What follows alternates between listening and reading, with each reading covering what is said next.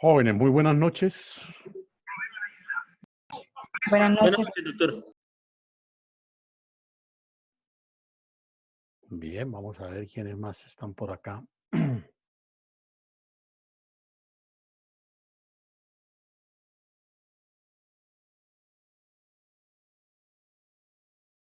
Bueno, antes de iniciar la clase, ¿me oyen perfectamente? Aló, ¿me oyen? Sí, doctor. Bueno, bien. No, quería comentarles antes de iniciar la clase que he iniciado el trabajo de revisión de los ejercicios académicos que pusimos hace unos días para efectos de la segunda nota de evaluación. Esos trabajos o esos ejercicios todavía no tienen nota. Es que me ha llegado alguna información de que el sistema vota una calificación, pero esa calificación corresponde a la nota del primer corte, no es del segundo corte.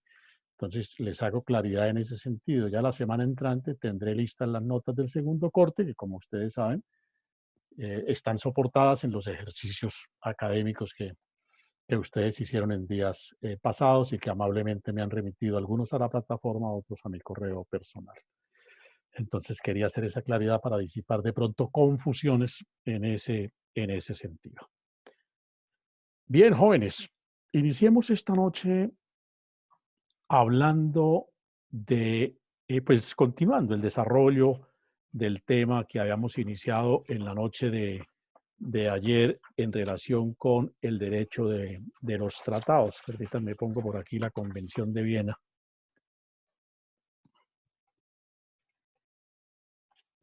Y tuvimos ocasión en la noche de ayer, bueno, voy a pasar a las diapositivas de una vez para ir introduciéndonos en la materia.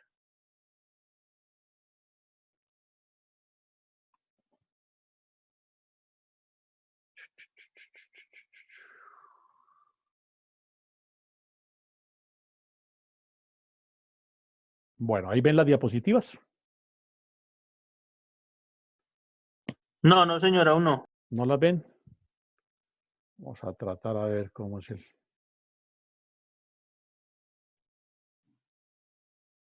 Ahí.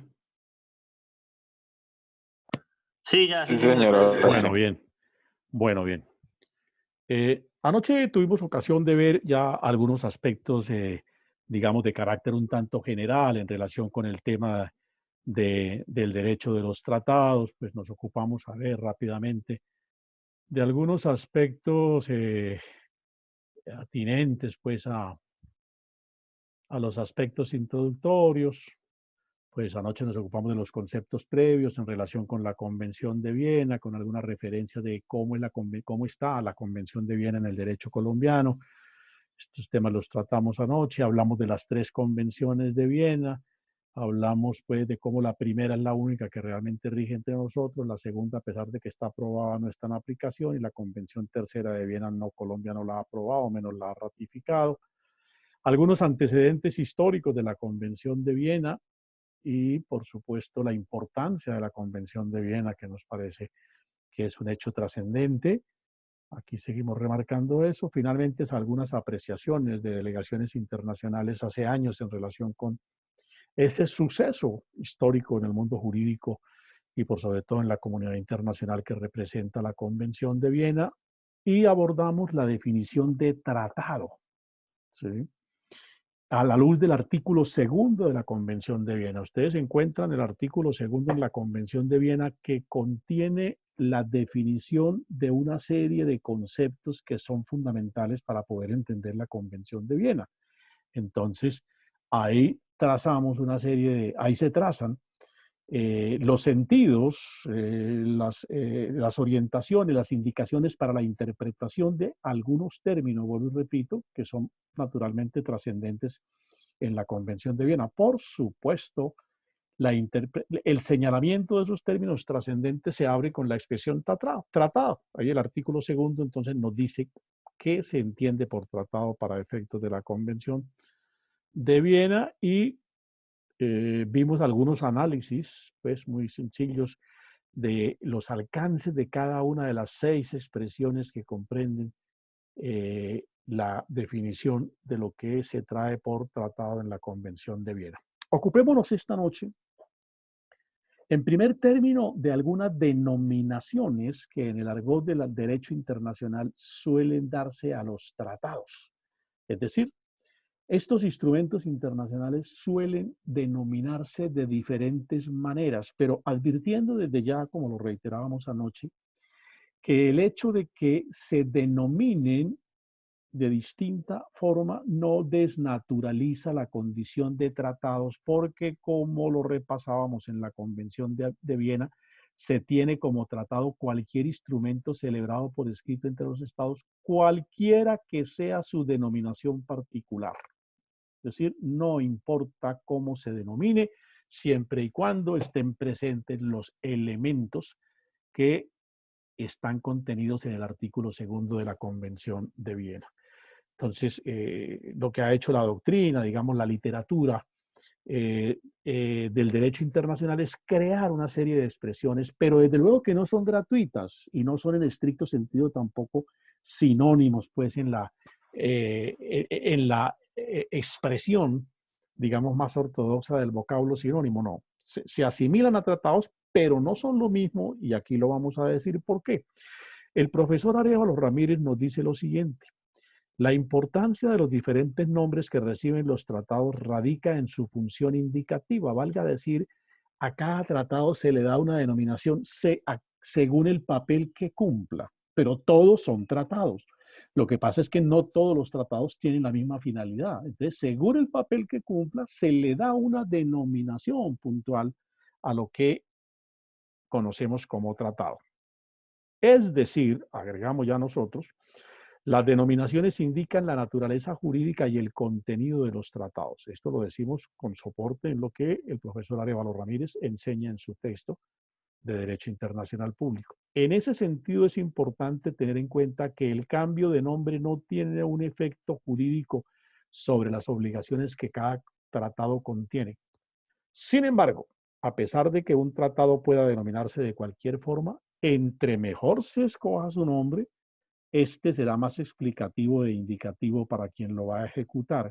¿Qué quiero decir?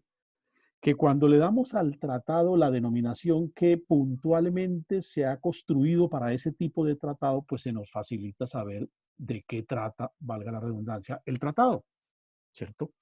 En ese orden de ideas, algunas de las denominaciones que se les pueden dar a los tratados son las siguientes. Por ejemplo, hablamos de carta. ¿Qué es una carta? Es un tratado para la construcción de una organización internacional. Ejemplo, Carta de las Naciones Unidas de 1945, por la cual se creó Naciones Unidas, mediante la cual se conformó y estableció la ONU. La Carta de la OEA de 1948, que llamamos también Carta de Bogotá, mediante la cual se constituyó la Organización de Estados Americanos. Es decir, cuando hablamos de carta, estamos refiriéndonos a un tratado que tiene un fin específico. ¿Cuál? La construcción de una organización internacional. ¿Sí? Por eso a ese tratado se le denomina carta. En otros términos, pero por supuesto en el mismo sentido, cuando decimos carta, estamos aludiendo a un tratado por el medio del cual la comunidad internacional construye, crea una organización internacional. Los ejemplos están en los que he citado, la Carta de la ONU, la Carta de la OEA, en fin. Segundo, utilizamos también en ocasiones a ver, perdónenme aquí.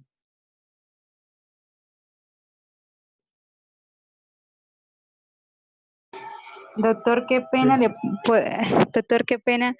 Rocío me está diciendo que si le puede dar ingreso. A ver, vamos a hacer lo siguiente. Voy a retroceder un poquito. Le voy a dar la barra a alguno de ustedes. Ya le digo a quién. Ahora nos...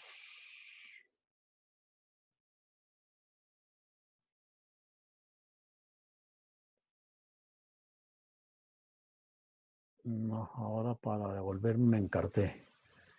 Bueno, aquí está la sala de espera. Rocío, perfecto. Aquí le doy entonces yo. En la próxima clase le voy a encargar a alguno de ustedes, al primero que llegue, que me ayude a manejar la barra para no perturbarme, porque cuando yo me vengo a las diapositivas, quedo sin control sobre la barra, me toca regresar. Buenas ¿Listo? noches, doctor. Listo, no. ¿Hay alguno más? ¿Alguno más esperando turno? No. Bien. Doctor, Bueno, qué pena. Disculpe, ¿podría ampliar la imagen? Es que las estamos viendo desde el celular y pues se ve un poquito pues más. a ver si aquí amplía. Listo, Ahí. doctor, gracias. Bueno, entonces estoy diciendo, cuando hablamos de carta, estamos refiriéndonos a un tratado por medio del cual se crea una organización internacional. Ya puse los ejemplos correspondientes. Segundo término que utilizamos, estatuto. ¿Qué es el estatuto? El estatuto son aquellos tipos de tratado de carácter multilateral que tienen por objetivo la creación de una organización internacional, la creación de un tribunal internacional. Por ejemplo,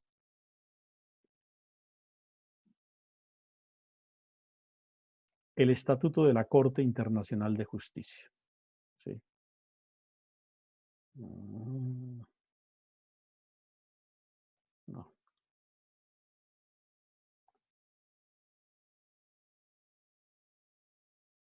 Entonces volvemos a estatuto. Cuando se crea una organización internacional de justicia, hablamos de estatuto, el Estatuto de la Corte Penal Internacional, el Estatuto de la Corte Internacional de la Haya, para citar en el Estatuto de la Corte Interamericana de Derechos Humanos. ¿Sí? Entonces, el término estatuto está referido a la creación es un organismo multilateral porque lo crean varios estados, que tiene como objetivo la creación de una organización internacional encargada de administrar justicia, desde luego, de orden internacional. Tercer término que utilizamos, convenio o declaración. Aquí estas dos expresiones se utilizan indistintamente. Usamos convenio, usamos declaración, y aunque, digamos, se acepta ese uso indistinto, de todas maneras en la doctrina se diferencia el alcance de una y otra expresión. Son tratados de carácter multilateral abiertos, por supuesto. Son tratados de carácter multilateral abierto. ¿Qué es un convenio? Entonces hay que distinguir, decimos, las dos expresiones. Por convenio es un tratado de carácter multilateral abierto con un gran número de partes, ¿sí? Con un gran número de partes. Por ejemplo, la Convención de Naciones Unidas sobre el Derecho del Mar de 1982 o los convenios de la OIT. Todos esos actos que se despiden allí son tratados, pero se denominan convenios porque tienen la característica de ser multilaterales con un gran número de partes y de textura o texto abierto. En tanto que por declaración entendemos la formulación de recomendaciones, por ejemplo, la Declaración de Lima, que ustedes vieron hace poco de la OEA respecto a la crisis de Venezuela, mediante la cual proponen e instan a la comunidad americana a adoptar ciertas posiciones. Esa es una declaración, simplemente una formulación de meras recomendaciones, que es lo que hace la Declaración de Lima, proponiéndole a la comunidad latinoamericana asumir una actitud frente al gobierno de Venezuela. Aquí cito como ejemplo de convenio también el de la Haya de 1993 relativo a la protección de los niños. El término pacto también se utiliza para aludir a los tratados, pero el pacto tiene un significado puntual. Es un tratado multilateral que alberga mecanismos de solución de controversias. ¿Sí? Por ejemplo,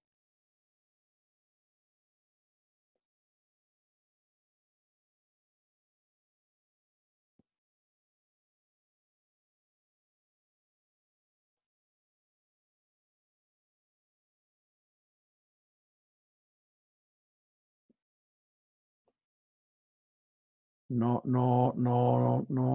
inserté aquí ejemplo de pacto, pero en ese orden de ideas, tratado multilateral que alberga mecanismos de solución de controversias, están, por ejemplo, los pactos que se han suscrito en la comunidad andina para la solución de las diferentes controversias entre los países de la comunidad. Hicimos un tratado de integración en la comunidad andina, pero estamos tan integrados que todo es relativamente un gran problema. Entonces se han suscrito documentos denominados pactos para tender a solventar, ¿sí?, ese tipo de controversias que se pueden suscitar por concepto de la aplicación de diferentes, o por la manera como surgieron conflictos en los países de la Comunidad Andina, por ejemplo, aranceles entre Colombia y Ecuador.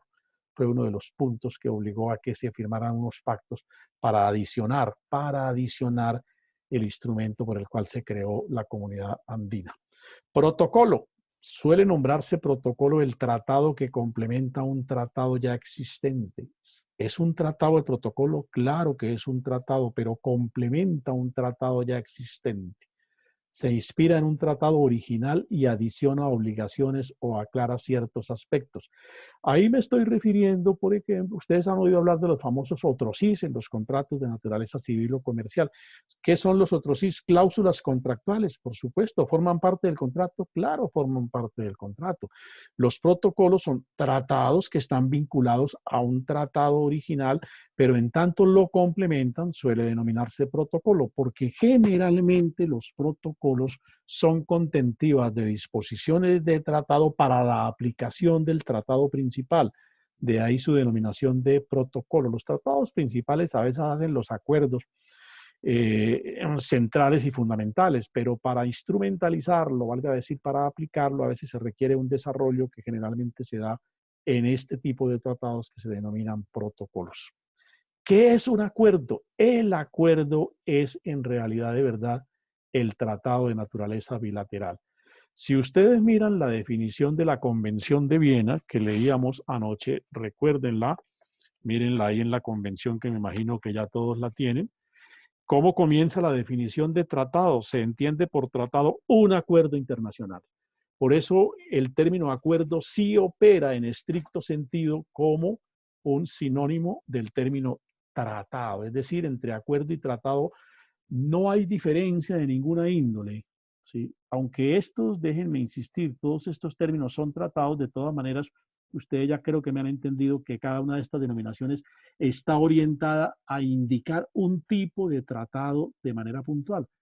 El término acuerdo y el término tratado son exactamente lo mismo. Ahí no hay, el vocablo acuerdo no tiene un sentido distinto, no está orientado a cosas distintas que lo que es un tratado. O sea que acuerdo y tratado pueden ser, digamos, los términos generales para designar todo este tipo de tratados. Entendimiento.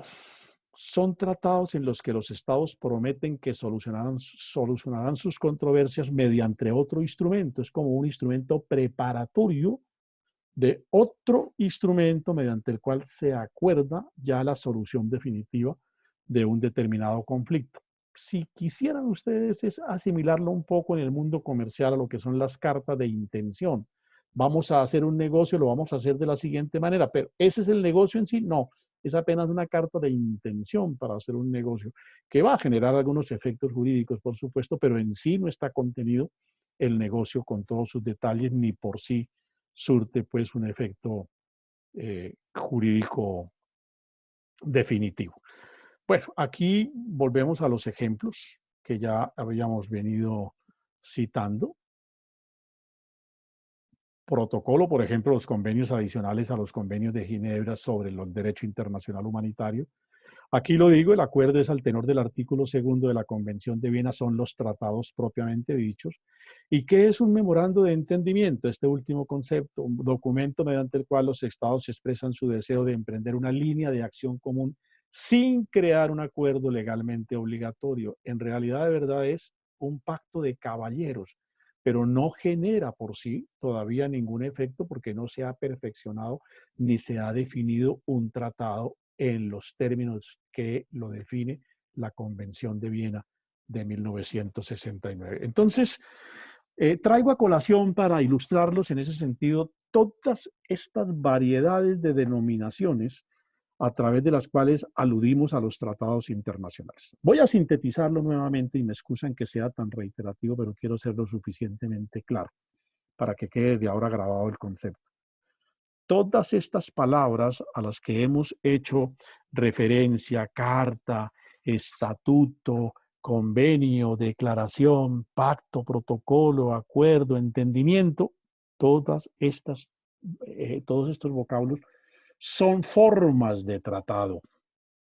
¿Son todos tratados? Todos son tratados. Lo que pasa es que su denominación está puntualmente orientada a indicar un tipo de tratado. Y el tipo del tratado es el que ya he expresado aquí para cada una de estas denominaciones. Creo que con esto ese punto queda suficientemente claro. Segundo tema para tratar esta noche. Y entonces abordamos el capítulo de los principios relevantes en el derecho de los tratados. Los tratados tienen un conjunto de principios que por supuesto están contenidos en la Convención de Viena, ¿sí?, a través de los cuales se orientan los tratados internacionales. Aquí yo voy a rogarles que recuerden sus nociones de introducción al derecho, cuando no de filosofía del derecho, en relación a lo que son los principios generales del derecho. ¿Qué entendemos por un principio general del derecho? Por supuesto, yo sé que ustedes lo recuerdan perfectamente, pero permítanme ensayar o intentar presentar el alcance o el sentido que tiene la expresión principio general del derecho. Los principios son normas, perdón, son enunciados normativos, ¿sí? Las normas son diferentes, los principios informan a las normas. Los principios son enunciados normativos, tienen forma de norma, pero no son en estricto sentido norma. Son enunciados normativos de carácter axiológico, valga decir, contentivos de valores. ¿Sí? ¿Para qué son los principios? Para informar a la norma respecto de cómo debe operar esa norma. Entonces los principios se utilizan, jóvenes. ¿Para qué se utilizan en ese marco de ideas? Pues para, de una parte, integrar todo un conjunto jurídico, porque los principios justamente se dan para eso, para que se pueda integrar todo un sistema jurídico, se pueda interpretar y aplicar de manera integrada todo un sistema jurídico, porque las normas no son ruedas sueltas. Las normas no son ruedas sueltas, no, todas están hiladas por un conjunto de principios. A título de ejemplo, el principio de que Colombia es un Estado social de derecho tiene alguna relación o no tiene relación con uno cualquiera de los demás artículos de la Constitución o con uno cualquiera de los demás textos normativos de la legislación colombiana, pues por supuesto, porque ese principio de que Colombia es un Estado social de derecho impera al momento en que vamos a aplicar, en que vamos a operar o en que vamos a interpretar naturalmente una norma jurídica. Entonces decimos que los principios sirven para integrar las normas jurídicas para una adecuada interpretación de la norma jurídica, porque las normas se interpretan de manera integral, armónicamente, y el principio es el que le da la pauta a la interpretación a ese ordenamiento de carácter jurídico. Entonces, yo podría resumir diciendo que los principios son aquellos enunciados que le dan sentido a la norma, le indican cuál es el cauce de aplicación o el orden de la interpretación de una determinada norma, porque ese es el papel del principio. El principio no es una norma en estricto sentido, es un enunciado en forma de norma. ¿Sí? ¿Para qué? Para auxiliar en la aplicación o en la interpretación. Cuando digo auxiliar estoy diciendo para orientar el sentido con el que la norma debe aplicarse. El sentido con el que la norma debe aplicarse. Cierro ese paréntesis de lo que entendemos por principios generales del derecho y volvemos nuevamente a la Convención de Viena. En ese marco, la Convención de Viena trae una serie de principios que cumplen ese papel, el principio de señalar las pautas a través de las cuales se orientan los tratados internacionales. Y desde luego son principios que tienen el carácter de principios fundamentales. Entonces, vamos a enunciarlos. Están contenidos en la Convención de Viena, pero no están todos en un solo capítulo ni presentados de manera sucesiva. La Convención los trae digamos, un tanto desordenadamente, porque la convención se integra, digamos, se estructura bajo otro orden normativo, ¿no? Entonces, por eso vienen como diseminados o regados a lo largo de todo el texto de la Convención de Viena. El primero de los principios es el llamado Pacta sunt servanda, un aforismo que aquí está traído en latín porque es creación de los romanos. Muchos de estos principios del derecho internacional público son principios generales del derecho y caben en su aplicación, digamos, en los distintos campos del derecho. Particularmente son principios ideados por los romanos que los formularon para darle orientación a su derecho civil de manera principal, ¿no? Pero tienen una aplicación, digamos, un tanto universal en que son válidos para aplicar en distintas disciplinas del ordenamiento jurídico. Entonces, el principio del pacta sunt servanda proviene del derecho latino que concibe como norma fundamental en la celebración de los contratos civiles. ¿Qué traduce pacta sunt servanda? Literalmente traduce lo pactado obliga, ¿sí? Lo pactado obliga, ¿sí? En otros términos pudiésemos decir, los tratados son para cumplirse, pero la traducción literal, en el derecho internacional traduce los tratados son para cumplirse, aunque la traducción no es literal, porque lo literal sería lo pactado obliga. Solo que al reflejarlo en el derecho civil, pues hablamos de que el principio pacta sunt servanda significa que los tratados son para cumplirse. ¿Qué implica el principio pacta sunt servanda? Que el texto de un contrato civil, ¿sí?, debe ser cumplido por las partes en consonancia con lo pactado. Si ustedes tienen a la mano, a ver cuál es la cartera más rápida o la pistola más rápida del oeste americano, el Código Civil en el artículo 1602. ¿Alguno tiene un Código Civil a la mano? ¿Ninguno, sí o no? Sí, señor. Hágame el favor, ayúdame por el artículo 1602. Todo contrato legalmente celebrado es una ley para los contratantes y no puede ser invalidado sino por su consentimiento mutuo o por causales legales. Bueno, ahí está implícito el principio del pacta sunt servanda. Los contratos son para cumplirse. Los tratados son para cumplirse. Este es un principio general del derecho que la Convención de Viena lo hace también un principio de los tratados internacionales. Emana, por supuesto, de la teoría de los contratos que ideó el derecho romano. Aquí lo digo, los romanos lo establecieron como manera de honrar un contrato, porque este principio del pacta sunt servanda es lo que le da seguridad jurídica a un contrato. ¿Por qué? Porque se entiende que es necesario para la confianza en las relaciones jurídicas. ¿Qué tal que firmáramos un contrato de arrendamiento, de compraventa, un contrato cualquiera, y este principio no existiera? Entonces yo tomo en arrendamiento un inmueble por un año y a los 2 meses voy y le digo al arrendador, mire, aquí le devuelvo su contrato, ¿sí? Entonces el arrendador, si este principio no existiera, ¿qué me dice el arrendador? Con fundamento en el contrato, un momentico, usted me cumple. Usted me cumple lo que pactamos. No, que es que yo me voy para Bogotá porque me voy a trastear. O el caso de ahora, ¿no? No voy a pagar porque no tengo, porque como no puedo trabajar, no puedo pagar. No, eso no es cierto. El tratado y el contrato de arrendamiento se cumple. Otra cosa es que el gobierno haya dicho que se puede negociar la forma de pago.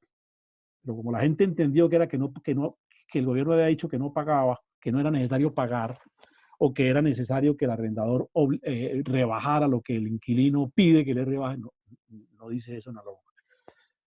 Porque la norma no desnaturaliza, la norma me refiero a esta del estado de excepción con motivo de la pandemia en relación con los contratos de arrendamiento, no está diciendo que los contratos se desvirtúan, no, lo que está diciendo es por la dificultad que puede haber en el momento, pueden acordar una forma de pago, pero no modifica el canon. Si el contrato vale $1.000.000, la mensualidad, ¿qué podemos hacer? Mire, yo le doy 500.000 pesos ahora, los otros 500.000 los vamos a diferir para cuando las cosas se normalicen. Pero nadie está diciendo que no se cumple lo que se pactó, porque justamente el principio del pacta sunt servanda es lo que le da seguridad jurídica. Es lo que le da seguridad jurídica y certeza a las partes de que están avalados y garantizados por el texto del contrato en el cumplimiento de las obligaciones que le corresponden a la contraparte. Si este principio no existiera, sería muy difícil el derecho. Sería absolutamente difícil el derecho. Por eso el derecho internacional lo acoge. Su alcance en el derecho internacional es el mismo. Todo tratado, ¿sí? Todo tratado en vigor obliga a las partes. Valga decir, los tratados deben ser cumplidos. Pacta sunt servanda, los tratados deben cumplirse. La Convención de Viena enuncia este principio en el preámbulo de la Convención de Viena, que yo aspiro que todos lo tengan ya ahí a la mano. Ustedes hablen la Convención de Viena, permítanme, yo la leo aquí. Los Estados partes en la presente convención, considerando la función fundamental de los tratados en la historia de las relaciones internacionales, reconociendo la importancia cada vez mayor de los tratados como fuente del derecho internacional y como medio de desarrollar la cooperación pacífica entre las naciones, sean cual fueren sus regímenes constitucionales y sociales, y advirtiendo que los principios del libre consentimiento y de la buena fe y la norma pacta sunt servanda están universalmente reconocidos. Bueno, sigue diciendo, han convenido lo siguiente, parte primera, artículo primero, y comienza a expedir el texto de la Convención de Viena. Entonces, el principio pacta sunt servanda se enuncia en el preámbulo de la Convención de Viena y se trae de manera todavía mucho más puntual y expresa en el artículo 26 de su texto. Porque en efecto el artículo 26 de la Convención de Viena dice, parte tercera, observancia de los tratados. 26, pacta sunt servanda. Todo tratado en vigor obliga a las partes y debe ser cumplido por ellas de buena fe. Entonces, este es un principio que informa la celebración y la ejecución de los tratados internacionales. El principio del pacta sunt servanda, de que lo que convenimos en el tratado debe ser cumplido. Debe ser cumplido. Su incumplimiento, por supuesto, genera las responsabilidades que igualmente se hayan determinado sobre el particular. Entonces, principio pacta sunt servanda, contenido en el preámbulo y en el artículo 26 de la Convención de Viena. Nos queda claro qué significa pacta sunt servanda. Lo pactado obliga, los tratados son para cumplirse, lo que dice el artículo 1602 del Código que nos leyó el compañero, los contratos son ley para las partes. Es otra lectura del mismo principio, pero su fondo es exactamente igual. Los tratados, el principio pacta sunt servanda puede tener unas excepciones, claro, hay circunstancias que hacen imposible el cumplimiento del tratado. Sí, me comprometí a cumplirlo, pero se pueden presentar circunstancias varias que no me permiten cumplir adecuadamente la finalidad o el objeto del tratado y por consiguiente no puedo satisfacer el interés de la otra parte contratante. Gaviria Liévano, a quien hemos citado varias veces, aquí está el profesor Enrique Gaviria Liévano, señala que el principio pacta sunt servanda admite 3 excepciones, es decir, para Gaviria Liévano hay 3 eventualidades, hablando de derecho internacional público, por supuesto, pero estas 3 eventualidades o excepciones caben igualmente en el derecho civil en términos generales.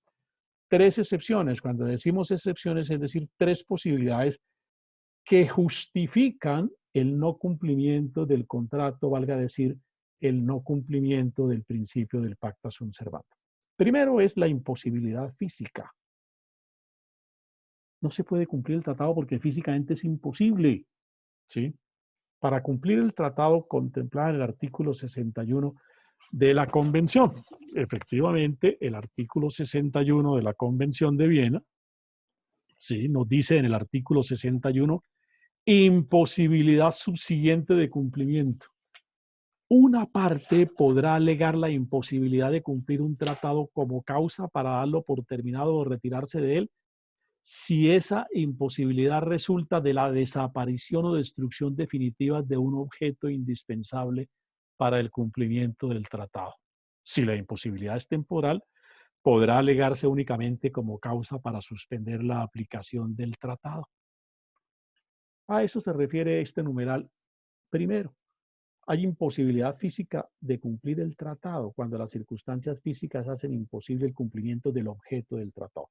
Yo pongo aquí a título de ejemplo la obligación de capturar a una persona desaparecida. Si la persona murió, estoy en imposibilidad física de cumplir el tratado. Pero desde luego, en ese marco en que siempre la circunstancia que constituye el objeto del contrato sea imposible de cumplir, pues por supuesto, yo no puedo cumplir el contrato porque no se me puede pedir que cumpla lo que es físicamente imposible.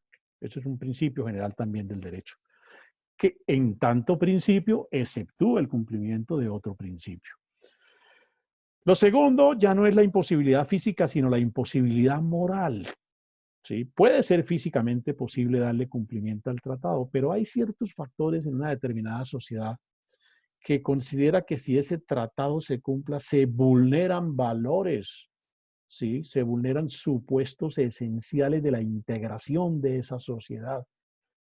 Provocan afectaciones, decimos aquí, a la esencia de la comunidad nacional, al punto que pueden terminar disgregando, ¿sí? Cuando no socavando las bases mismas de la unidad nacional.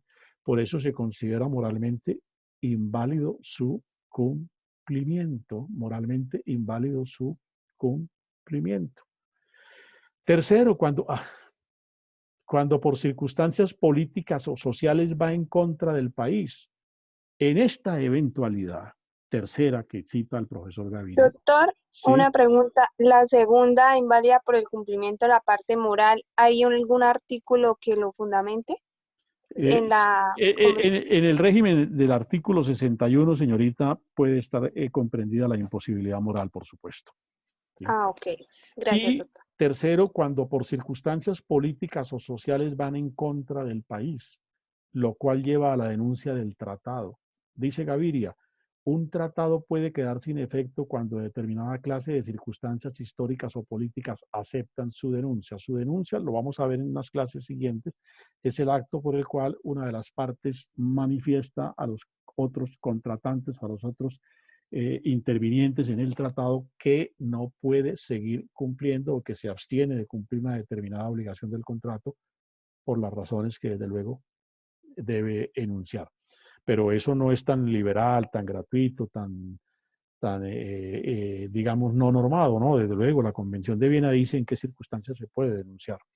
Esta posibilidad está contemplada, bueno, aquí lo decimos en el artículo 56 de la Convención de Viena, el cual hace relación al principio res sic stante. ¿Qué dice el 56?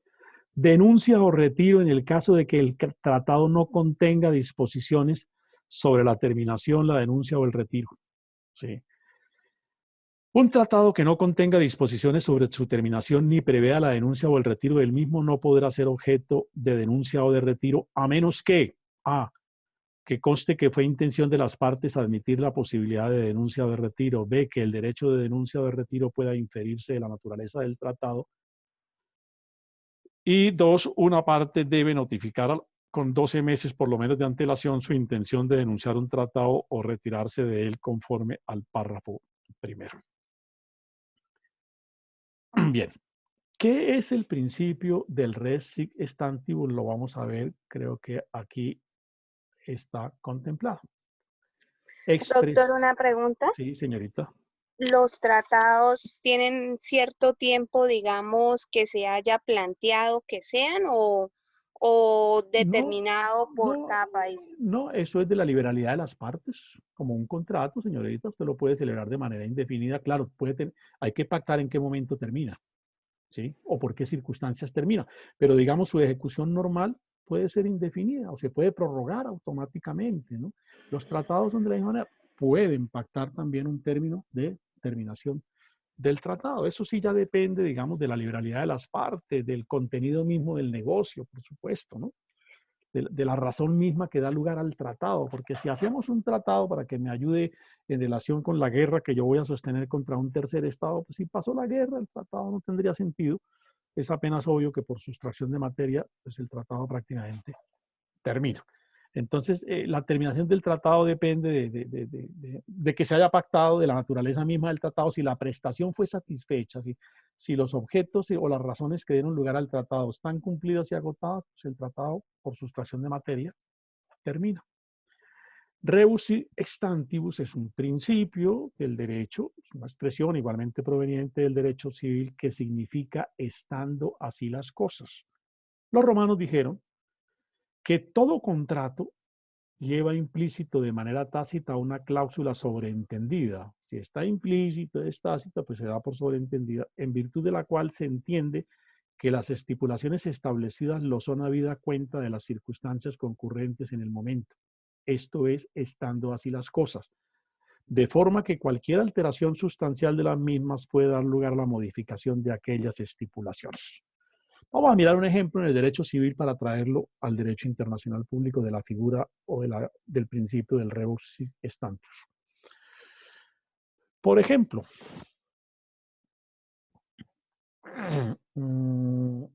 a mí me dicen, ¿sí?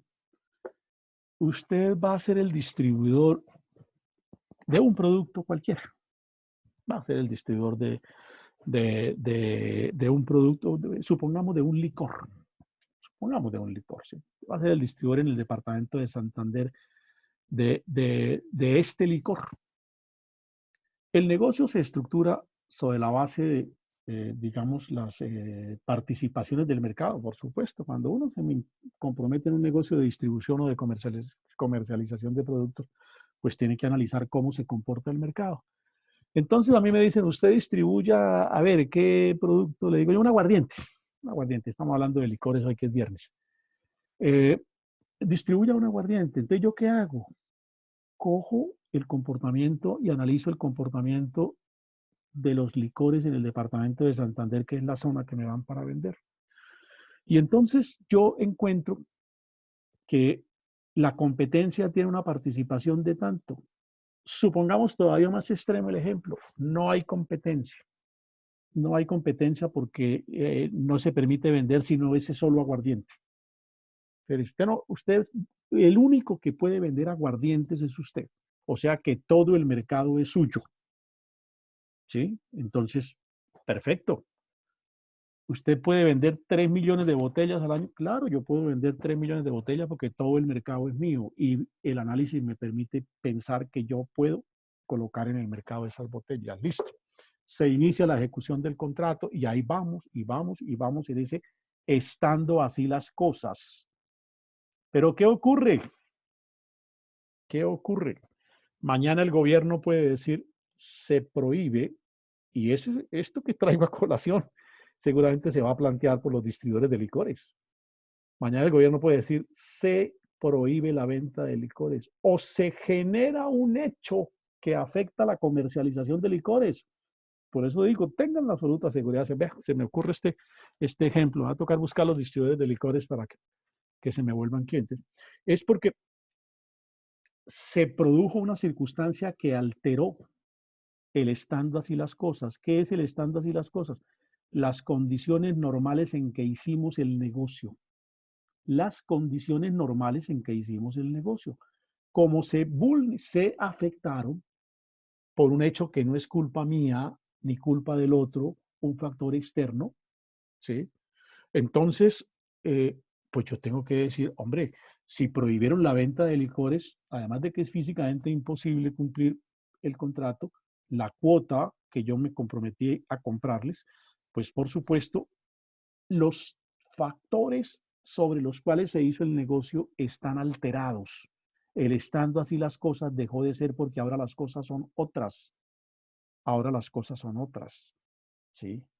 Las cosas son otras. Eso es un fenómeno que seguramente lo van a plantear muchos comerciantes tan pronto pase esta circunstancia de la pandemia que todos sabemos ha afectado el comercio y hay productos que prácticamente no se pueden comercializar. Trago, por ejemplo, se ha caído yo creo que en un altísimo porcentaje. ¿Sí?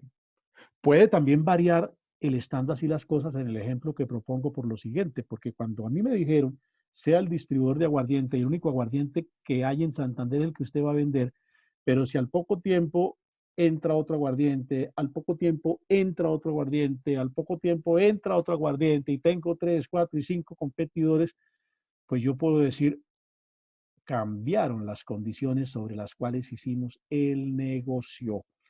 De manera que hay que replantearlo. Hay que replantearlo. ¿Por qué? Porque ya no están así las cosas. La situación es otra. Creo que con estos ejemplos que he dado, que son muy propios del derecho comercial o civil, entendemos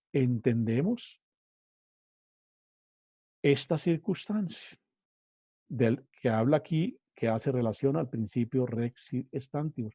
Pueden cambiar unas circunstancias históricas o políticas que hacen que el tratado se pueda denunciar.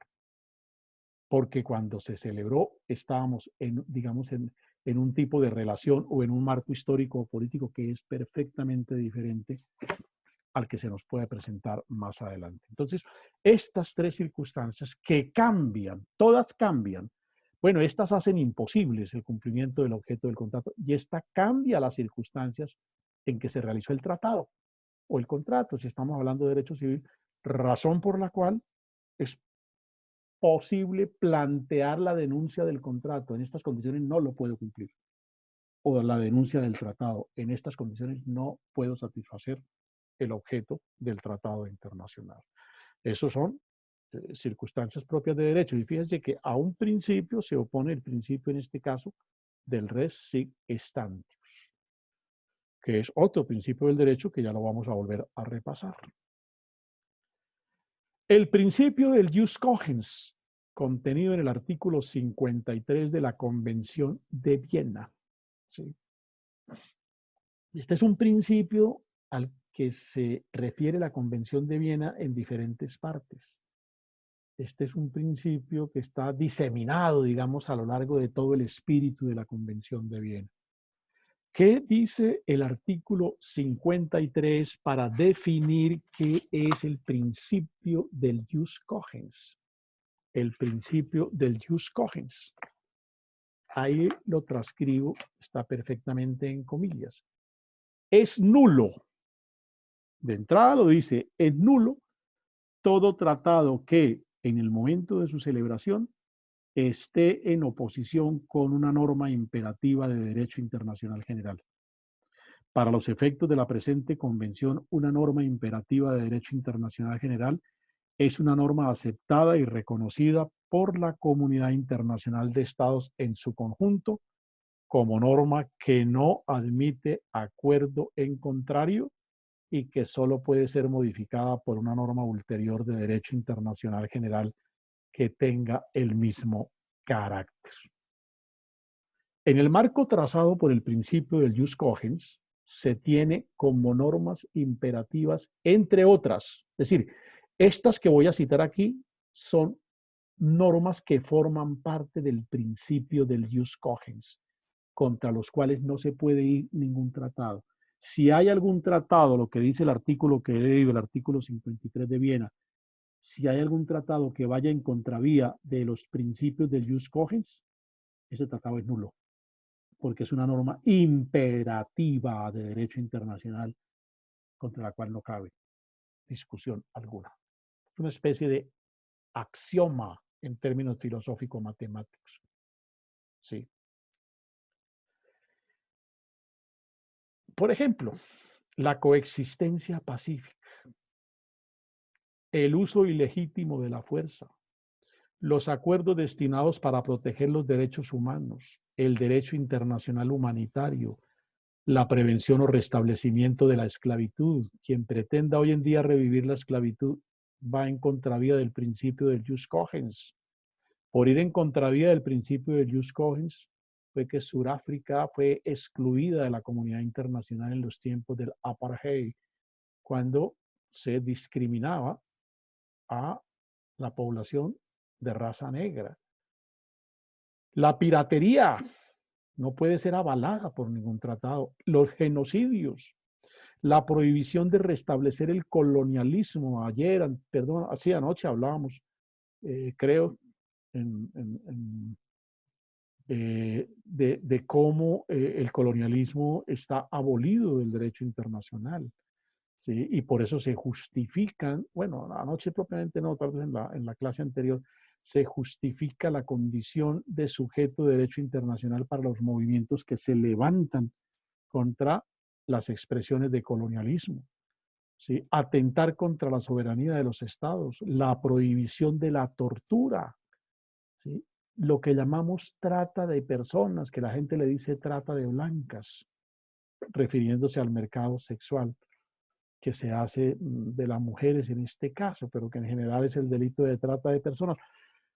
No hay estos ejemplos, estos son ejemplos, estos son enunciaciones, ¿sí? El principio del jus cogens no tiene definido de manera taxativa qué conceptos lo integran, no, en cuanto sean conductas de esta naturaleza, violan el principio del jus cogens, ¿sí? ¿Por qué? Porque el principio del jus cogens se refiere a una norma imperativa de derecho internacional general, que es una norma aceptada y reconocida por la comunidad internacional de estados en su conjunto, como norma que no admite acuerdo en contrario. Por eso decía, es una especie de axioma en el plano filosófico matemático. No admite prueba en contrario un axioma. Entonces, ese es el principio del jus cogens. El principio del rebus sic stantibus, ya hicimos referencia aquí, expresión del derecho civil. ¿Qué significa rebus sic stantibus? Estando así las cosas. Mientras las cosas estén así, los tratados deben cumplirse. Pero cuando las cosas varían, se justifica por variación de las condiciones el incumplimiento del principio del pacta sunt servanda. Para oponerse al principio del pacta sunt servanda tendríamos que fundarnos en un hecho que nos permita invocar el rebus sic stantibus, es decir, cambiaron las condiciones bajo las cuales hicimos el tratado, por eso no es posible darle cumplimiento a ese instrumento internacional. Principio más que informa el derecho internacional público. Este rebus sic stantibus está en la Convención de Viena, artículo 62, por supuesto. Ya lo leímos, cuando hay un cambio fundamental en las circunstancias. Aquí lo transcribo, pero finalmente resumimos el principio en, es que no me permite aquí ver a ver si aquí en el borrador de la diapositiva.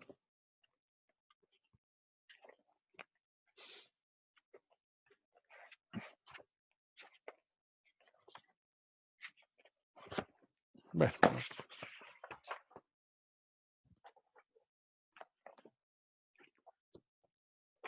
Ay, Dios.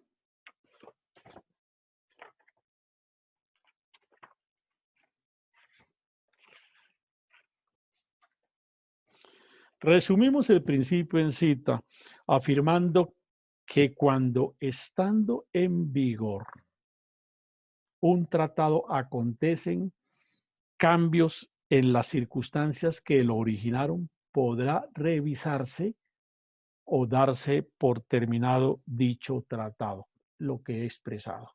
Cuando las circunstancias en las que se hace un negocio y el tratado es un negocio, un acuerdo de carácter internacional, varían, pues por supuesto, ese acuerdo, ese tratado o ese contrato, si estamos hablando de derecho civil, necesariamente cambia. Porque las cosas se hacen en un marco determinado. Y si las condiciones, los factores que alimentaron el marco, que me sirvieron de base para hacer el tratado, el contrato o el negocio varían, pues por supuesto, debe revisarse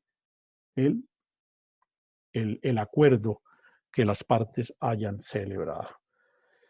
El principio del res inter alios acta, contenido en el artículo 34, ¿sí? El artículo 34 de la Convención de Viena. Artículo 34. ¿Ninguno tiene la Convención de Viena? Sí, señor. Hágame el favor, ayúdeme con su lectura. Sí. Un momento, doctor.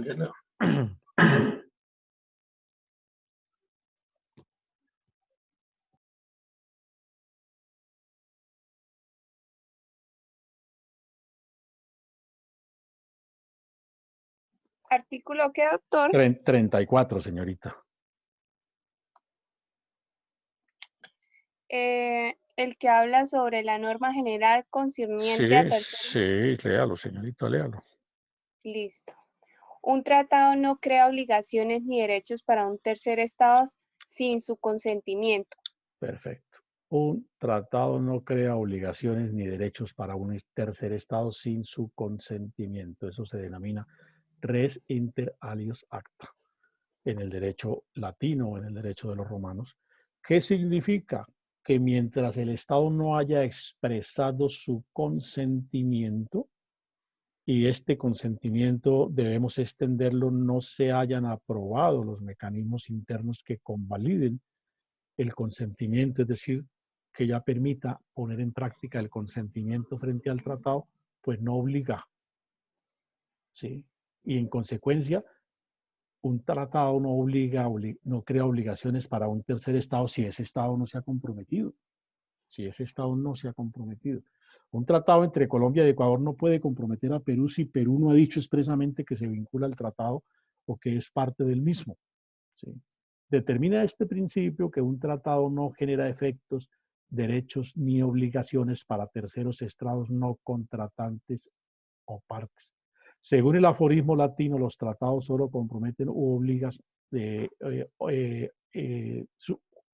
obligan, obran exclusivamente en función de las partes. Permítame, vuelvo nuevamente, porque es que aquí hay una vista, no sé, la pantalla con la imagen de ustedes me tapa la diapositiva. Determina este principio que un tratado no genera efectos, derechos ni obligaciones para terceros estados no contratantes o partes. Según el aforismo latino, los tratados solo comprometen u obligan, esto es, obran exclusivamente en función de las partes o estados vinculados. Esto se explica, bueno, en que solo el consentimiento, en tanto es el acto expresivo de la voluntad, es lo que compromete a la parte, dice el derecho civil. Y por supuesto, ese es un principio que nosotros comentamos cuando vimos el fundamento del derecho internacional. Y en tanto hablamos que es la voluntad de los estados lo que permite darle fundamento al derecho internacional. Y el principio del res inter alios acta, por supuesto, es concordante con ello.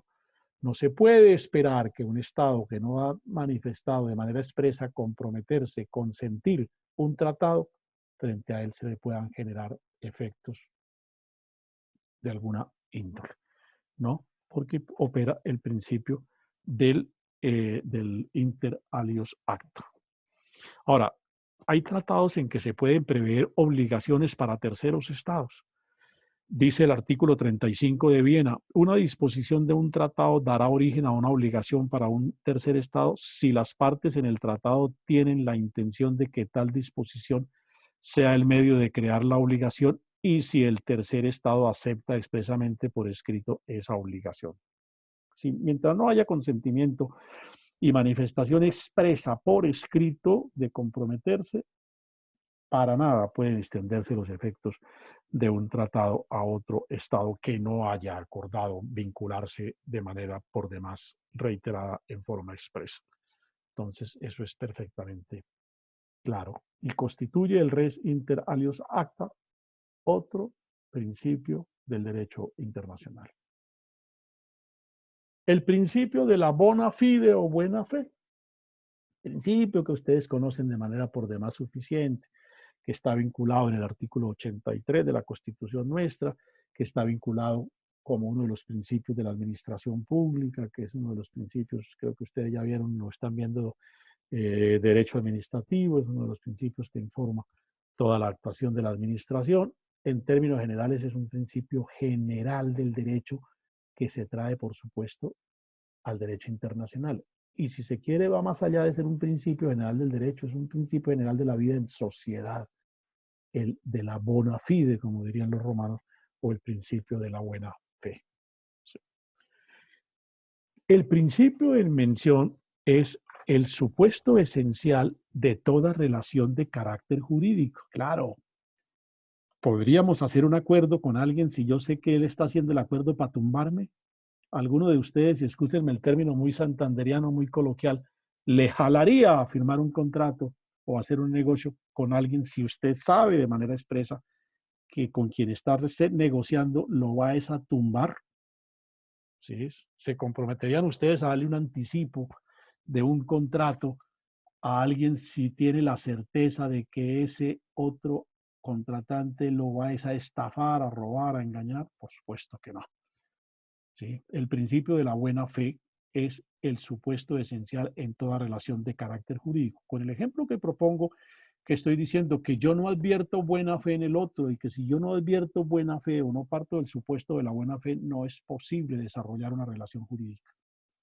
La Convención de Viena lo consigna en su artículo 26, cuando precisa que los tratados no solamente obligan a las partes, sino que deben ser cumplidos de buena fe. Este es un principio general del derecho. Aquí vuelvo un tanto a recordar lo que dijimos hace un rato de que era un principio, un enunciado normativo. Los tratados deben cumplirse de buena fe. ¿Es una norma? No, es un enunciado en forma de norma, pero en sí no es una norma. ¿Para qué nos sirve? Para aplicar, para interpretar todas las demás partes que sí son normas de un determinado instrumento jurídico. El principio referido, proveniente también del derecho latino, nos enseña que no tiene recibo, esto es, que se halla prohibida toda forma de abuso del derecho, todo uso o empleo del derecho con manifiesta mala fe, valga decir, toda acción en contra del ordenamiento jurídico. El principio trasciende no solamente en el campo de la lealtad que de las partes se exige en el desarrollo de una relación jurídica, sino además como manera de limitar la discrecionalidad o decisiones unilaterales de un Estado durante la ejecución del tratado. Desde luego, el principio de la buena fe es una barrera para que la otra parte pretenda actuar de manera unilateral o modificar el contrato de manera unilateral. Cuando yo varío las condiciones del contrato de forma unilateral sin el consentimiento de la otra parte contractual, yo estoy actuando de mala fe. Yo estoy actuando de mala fe. Si hacemos un negocio de un contrato de mutuo por el cual se me presta a mí una determinada cantidad de dinero y el prestamista me dice el interés es del 2%, pero después me dice no, es del 4%, me está cambiando, está obrando de mala fe. Yo celebré el contrato de buena fe, convencido de que se iba a cumplir tal y como lo habíamos acordado y que la otra parte iba a actuar en la ejecución del contrato de manera transparente, de manera por demás leal. Desde luego, si este principio no imperara igualmente con carácter absoluto en el campo de los tratados internacionales, estos no tendrían seguridad alguna y se desvirtúan por su propia esencia.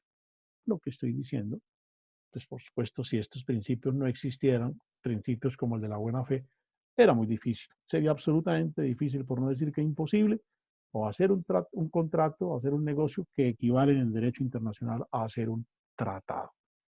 El artículo 31 de la Convención de Viena, el artículo 31 de la Convención de Viena,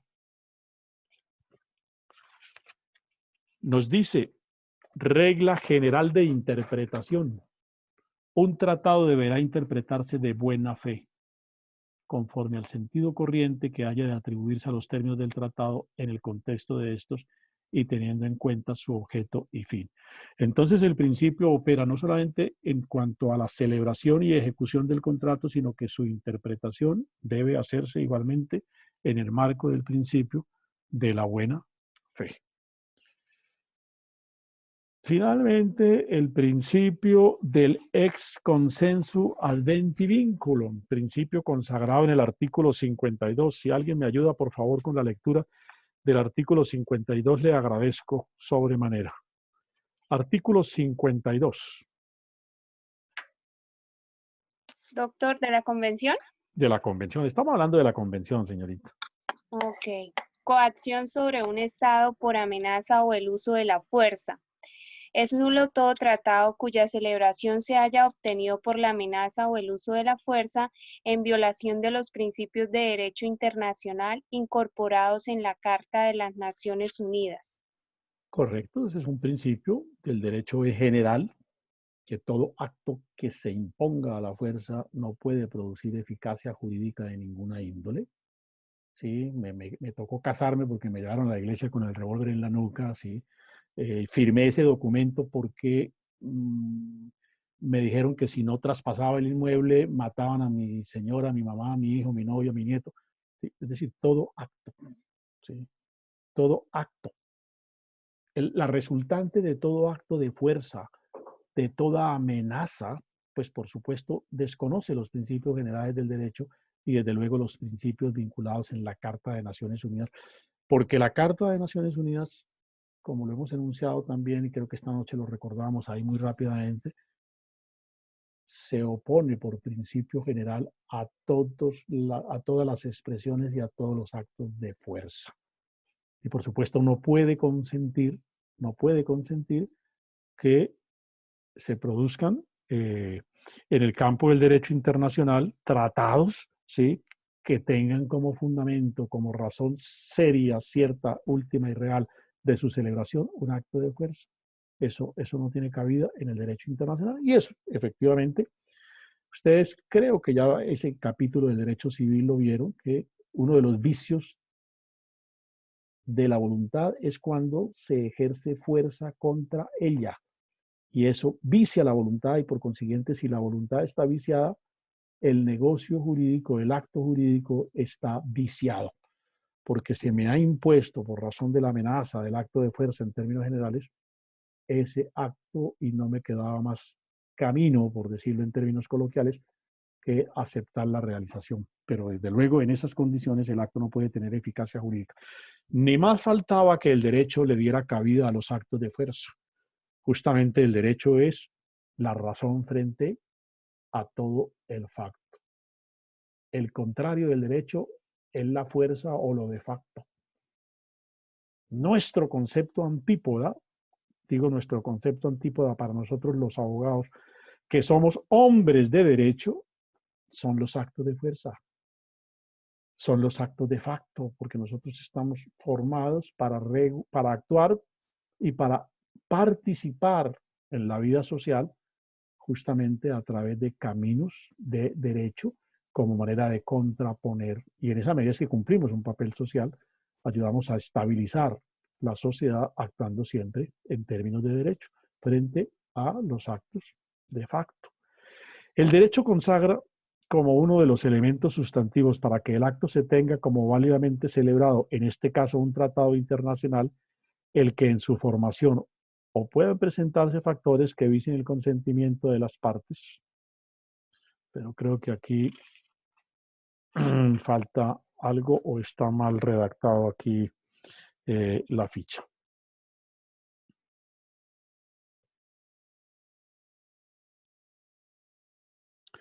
El derecho consagra como uno de los elementos sustantivos para que el acto se tenga como válidamente celebrado, en este caso, un tratado internacional, el que en su formación puedan presentarse factores que vicien el consentimiento de las partes. Aquí está sobra, hay que corregir esta ficha aquí. Puedan presentarse factores que vicien el consentimiento de las partes. Es en términos generales lo que hemos venido expresando. Así, absolutamente claro, que en la celebración de un tratado los estados deben manifestar su voluntad o consentimiento en su celebración y en texto de lo acordado de manera libre, sin que en esta voluntad concurran factores que afecten o limiten su libre decisión. Solo cuando el acto jurídico está exento de todo vicio jurídico puede producir efectos o generar derechos y obligaciones para las partes. Obviamente, los estados manifestarán su consentimiento en la celebración del tratado y acerca de todos los efectos que él genera a través de los órganos y entidades dispuestos para la celebración de los tratados. Bien a uno alude además en este tema del ex consensu advenim vinculum, ¿sí?, en los artículos 48, 49, 50 y 51. Ahí está normado, regulado todo lo relativo a ese tema. Y ahí entonces hablamos de la corrupción del representante del Estado, de la coacción sobre el representante del Estado, de la coacción sobre el Estado, ¿sí? Entonces ahí están previstas todas esas esas circunstancias del error mismo en el artículo 48 de la Convención de Viena, que podrían estar inmersas o que podrían obrar en contravía del principio del ex consensu ad enim vinculo. El principio de la irretroactividad. Sí. El principio de la retroactividad, que creo alguien me ayuda con la lectura del artículo 28 de la Convención de Viena, si es tan amable.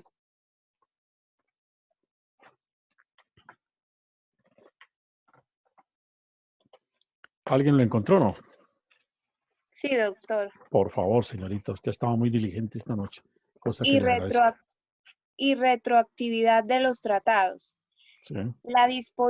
Las disposiciones de un tratado no obligarán a una parte respecto de ningún acto o hecho que dice ahí que haya tenido lugar con anterioridad a la fecha de entrada en vigor del tratado para esa parte, ni de ninguna situación que en esa fecha haya dejado de existir, salvo que una intención diferente se desprenda del tratado o conste de otro modo. Bueno, pero el principio general es lo que enuncia la primera parte, porque cuando dice salvo es la excepción. Las disposiciones de un tratado no obligarán a una parte respecto de ningún acto o hecho que haya tenido lugar con anterioridad a la fecha de entrada en vigor del tratado. Es decir, es irretroactivo el tratado. El tratado se suscribió hoy, cobró vigencia hoy, quiere decir que hacia atrás en el tiempo el tratado no tiene ningún efecto. Entonces, por eso es un principio del derecho internacional la irretroactividad de los tratados. En ese mismo orden de que los tratados son irretroactivos, el artículo 4 de la Convención de Viena, ¿qué nos dice? Por favor, ayúdeme con su lectura.